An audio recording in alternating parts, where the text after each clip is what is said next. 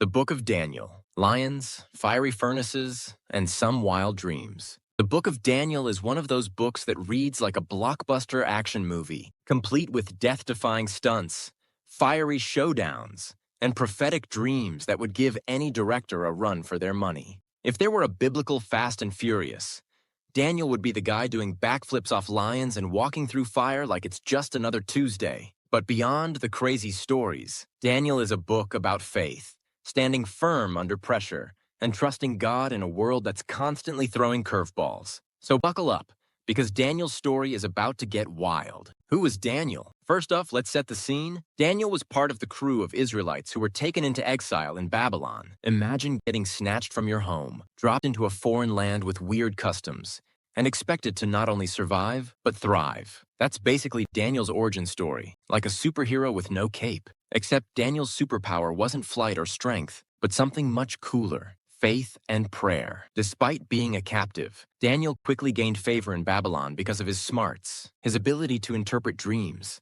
and, oh yeah, because he was a literal dream expert. Seriously, he was like the inception of the Bible, helping kings understand their trippiest dreams. But we'll get to that in a minute. Daniel and his squad, Daniel 1. Before we get into the death-defying stunts, let's talk about Daniel's squad, because every hero needs a team. Daniel wasn't flying solo in Babylon. He had 3 friends: Shadrach, Meshach, and Abednego. Say that 3 times fast. These guys were like the Avengers of ancient Israel, sticking together no matter how tough things got. And things got tough real quick. When they were taken to Babylon, Daniel and his crew were offered all kinds of rich food and wine from the king's table.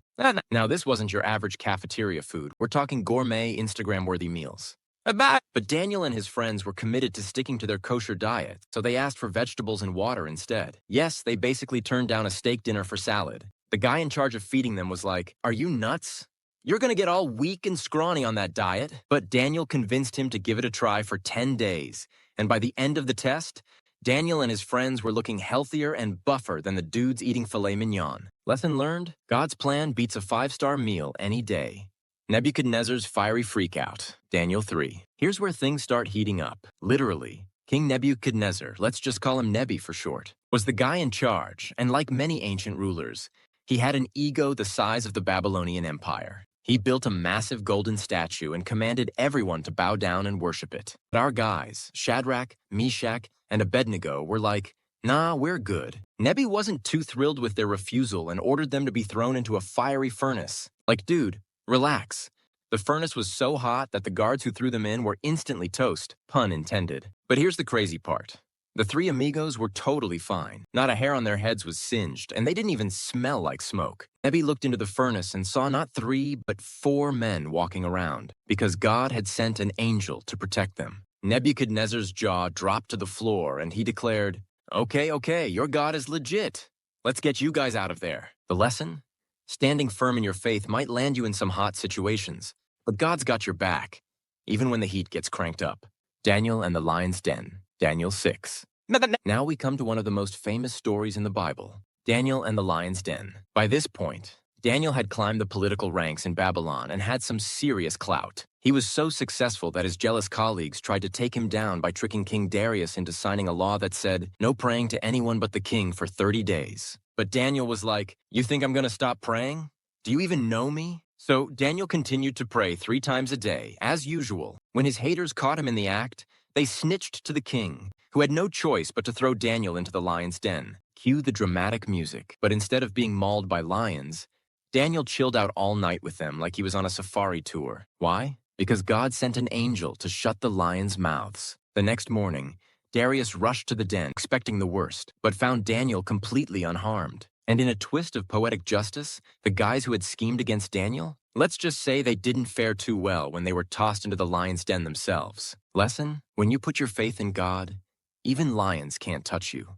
Nebuchadnezzar's wild dream, Daniel 4. Okay, let's circle back to Nebi because this guy had some seriously wild dreams. One night, he had a dream about a giant tree that reached the heavens, but then it got chopped down, and he ended up living like a wild animal. Understandably, he woke up like, what in the world does that mean? Cue Daniel, the dream interpreter extraordinaire. Daniel told Nebi that the tree represented him, talk about humble pie, and that because of his pride, God was going to take him down a few pegs. Sure enough, Nebuchadnezzar lost his mind and lived like an animal for 7 years, eating grass and growing feathers like an eagle. But after that, Nebi finally acknowledged God as the true king, and his sanity and kingdom was restored. The takeaway? Pride comes before a fall, and sometimes that fall involves growing feathers.